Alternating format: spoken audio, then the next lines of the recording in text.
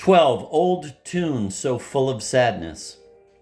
In summarizing the romance from an objective standpoint, we were led to detect in it a number of contradictions. And in supposing that the author really intended to illustrate how the rule of chivalry conflicted with feudal custom, we were led to see how these contradictions came about.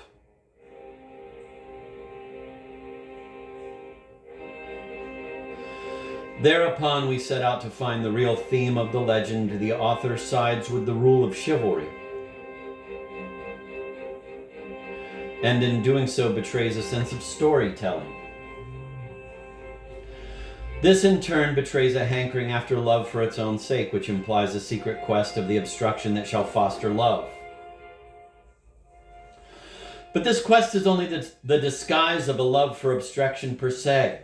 Now it turns out that the ultimate obstacle is death, and at the close of the tale, death is revealed as having been the real end, what passion has yearned after from the beginning, the avenging of a fate that, having been suffered, is now at last redeemed. Although the secrets disclosed by an analysis of the myth are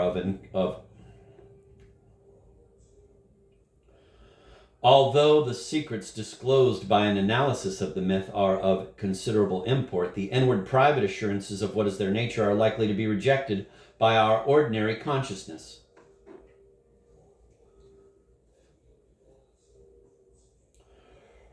My description has necessarily had to follow the meanderings of the internal logic of the romance, and I realize that its dryness may seem vaguely damaging. I shall be consoled if the results are correct. With proof to the contrary, I shall be ready to admit that some of the conjectures are questionable. It remains that my interpretation has enabled us to come upon some fundamental relations where they were in process of being formed, and that these relations subtend our fate. Insofar as passionate love endows the myth with a new youth through its effect upon our own lives, it is henceforth impossible to overlook how it stands for a radical condemnation of marriage. The ending of the myth shows that passion is an ascesis. The word ascese, though not included in standard dictionaries, has lately become very popular with French religious writers. The word is a French adaptation of the Greek exercise, training, practice. It serves to indicate a religious preparation and training. The author is anxious to emphasize the severity and deprivation involved. Being a neologism, it will here be rendered throughout by ascesis.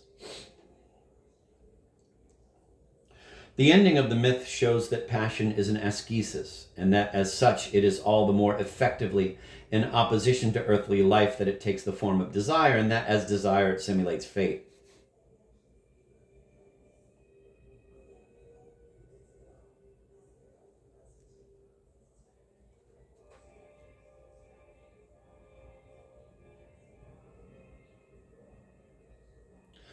Incidentally, I have mentioned that such a love is profoundly connected with our liking for war.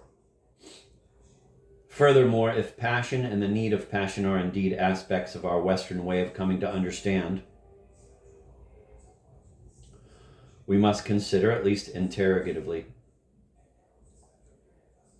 the existence of one more relation which may ultimately turn out to be the most fundamental of all. We must ask ourselves if to understand through suffering is not the capital feature as well as the daring element in our most self-conscious mysticism. The two passions, the erotic in a higher sense and the mystical, speak one same language, whether because either is cause or effect of the other or because they have had a common origin, and perhaps both sound to our ears the same, quote, old tune so full of sadness, end of quote, which Wagner's drama orchestrates, quote, that strain that asks me still, what fate for me was chosen? What fate for me? The olden ditty once more tells me, 'tis yearning and dying. Thanks to the physiognomical examination of the shape and structure of the old romance, I have succeeded in setting forth the original content of the myth in all its harsh and noble purity. Two ways now beckon, one leading back to the historical and religious background of the myth, the other down from the myth to our time. Let us take each way in turn without presuppositions. Here and there I shall pause to verify this or that clearly localized origin or this or that unforeseen consequence of the relations which have now been laid bare.